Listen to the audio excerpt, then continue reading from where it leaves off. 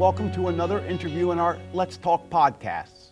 From substance use prevention to quality research, treatment of addiction and recovery from it.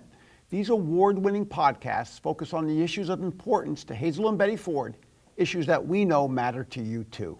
I'm your host, William C. Moyers, and yes, if you're a regular to these podcasts, you'll note that it looks a little different around here today.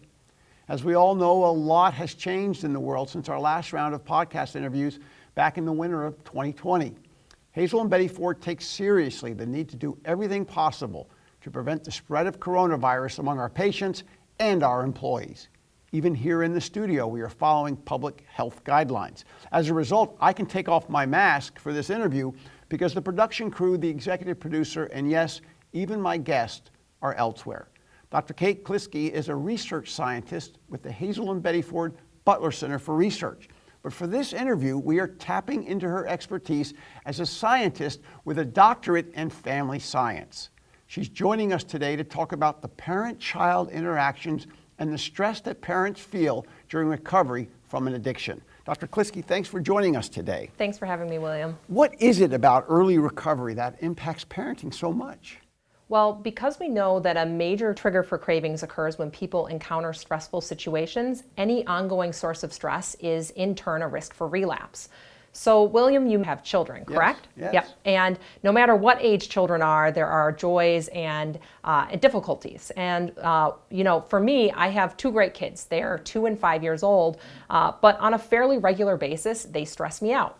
Sometimes it's bigger things, like when I'm worried that one is falling behind developmentally. But most of the time, it's smaller things, like when they bicker with each other incessantly, or cry for days on end, or whine. And these little things tend to build up until I either deal with them internally when I'm at my best or when I blow up, when I'm at my worst. Parenting involves navigating a multitude of ongoing stressors even when everything is going fairly smoothly in a family system. Stressors that are exacerbated when a major stressor like addiction is entered into the picture.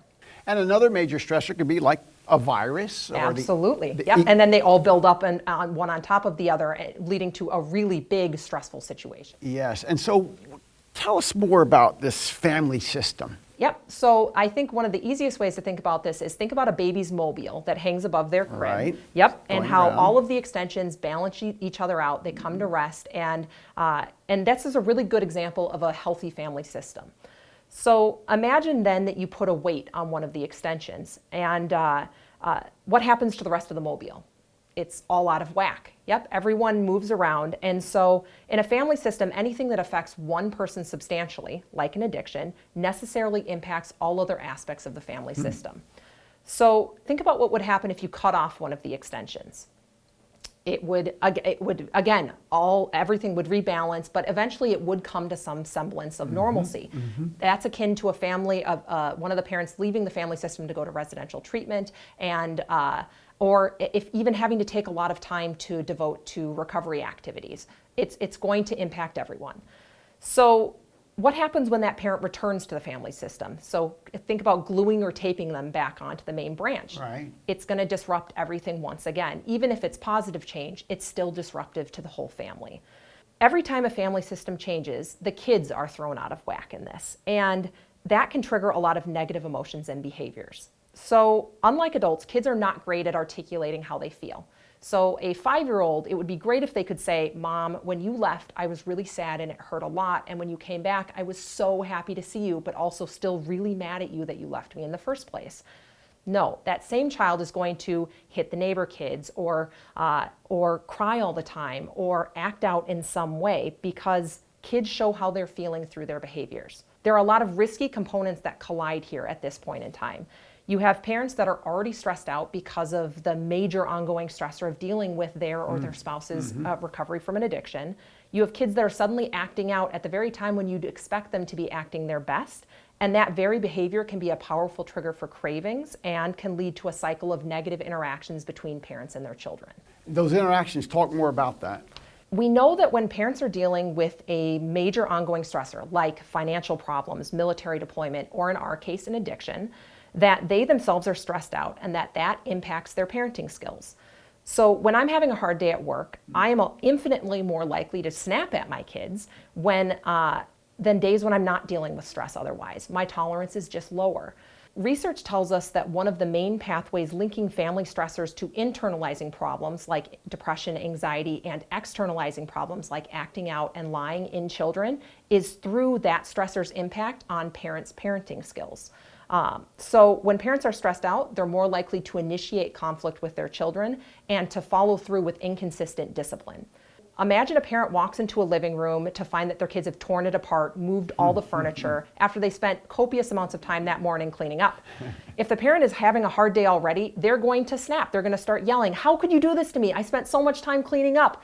And their reaction in turn, the kids are, they're going to cry or they're going to start angrily yelling back, and it's going to escalate. They're going to feed off of each other until either the parent storms out because they're so upset, or till the kids just through their tears do what the parent asks. But either way, it doesn't end with a good outcome. It's not a positive impact on the relationship. And this is what is called a coercive interaction. So that doesn't sound like a good thing, this thing called coercive interaction. No, coercive interactions are not. And they are when one person uses aversive events or techniques to control the behavior of another person. So think temper tantrums in a 2-year-old, or a parent screaming at their child to get them to do something. Both are experienced by the other person as highly negative and upsetting. So to escape the yelling, the parent or child will often comply, but it's at some cost to the relationship. This is where the concept of a family system is so important, because this kind of aversive behavior, if it's not responded to by the other person in kind, will fizzle out on its own. So if 1 to 3-year-olds, that's the peak of coercive behavior in children. And if every time a toddler melts down, their parents respond with firm boundaries and not giving in, and in turn also are highlighting and reinforcing all the positive things that child is doing, then eventually by the time that 3-year-old is a 4 or 5-year-old, their pro-social behaviors are going to outweigh their antisocial behaviors. The problem with coercive interactions is that, like anything else, they are learned and they become automatic in a family system. And so it's much harder to unlearn these processes when they've been embedded over a series of years. We know that one of the main trajectories that links substance use in adolescence, delinquency, arrests, poor academic outcomes later on starts in early childhood with kids seemingly acting out in pretty benign ways. But the problem is, over time, that acting out, if it grows in kids, it can lead to pro-social peers rejecting them in school. So the kids have to go to the antisocial peer groups, and those are the peer groups where these kind of behaviors tend to grow out of. The good news is that we also know that one of the best ways to disrupt this pattern is to teach parents skills like teaching through encouragement, how to set effective boundaries, how to monitor their kids.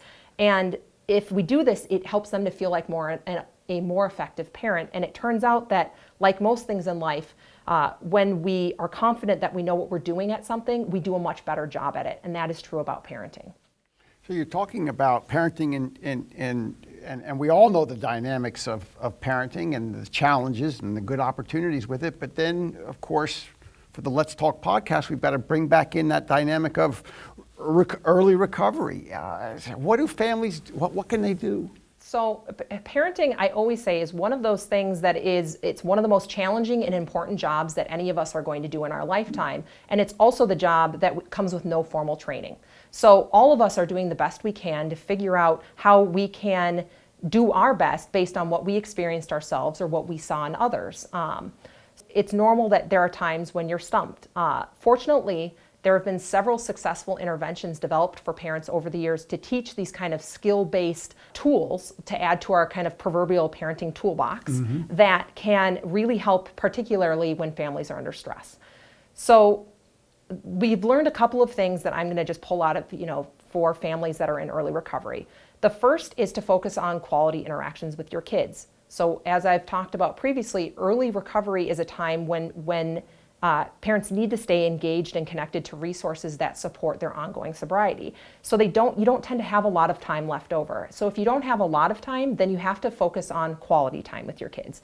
And that's, even if it's 15 minutes a day, intentionally prioritizing moments of positive connection with your kids is important. It's getting down on the floor and playing with them if they're little, or playing a video game with them if they're older. Whatever it is, the more that we can give kids opportunities to have positive positive interactions with us, the less they're going to need to seek that behavior through negative acts on their part. The other really big thing that families can do is to prioritize activities that help you as a parent to better regulate your own emotions. Everyone knows that when you fly, part of the pre-flight instructions are that if the cabin depressurizes and masks fall, you put it on yourself first and then on your kids, because you're no use to anyone if you pass out. The same is true in parenting. You have to take care of your own emotional needs so that you aren't at your worst and lashing out at your kids all the time. And luckily, there's a lot of different resources out there, from deep breathing techniques to mindfulness exercises to yoga, whatever, you name it. So think about that parent that walked into the room and found it torn apart by the kids.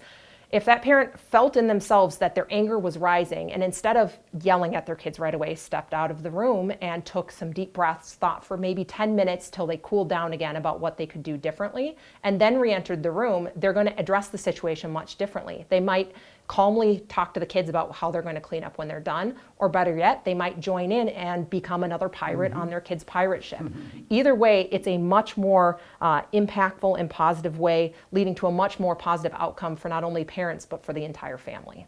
We only have about 2 minutes left. Let me just ask you this question. So what about, bringing your children age appropriate to your recovery meeting if you're a mom or a dad in early recovery? Was that something that you would think would be a good idea? I think anything that parents think that even making the offer to their children to see if they're interested in it, I think more quality time spent with your kids, the better. I wouldn't necessarily take them to multiple hour-long meetings if they're little and expect them to be able to sit through it. You have to meet them where they are developmentally. But I think that there are a lot of ways that kids can be really integrated into the recovery process that parents just kind of assume they either don't want or don't need, and it's always better to just talk to them and come up with a solution that works for the whole family. It's really interesting. Your knowledge is extraordinary, and some of the suggestions that you've had it makes me think about when I was finally getting into early recovery in the early 90s, and my children were 6 months old and 20 months old, and my two boys. My daughter wasn't even born.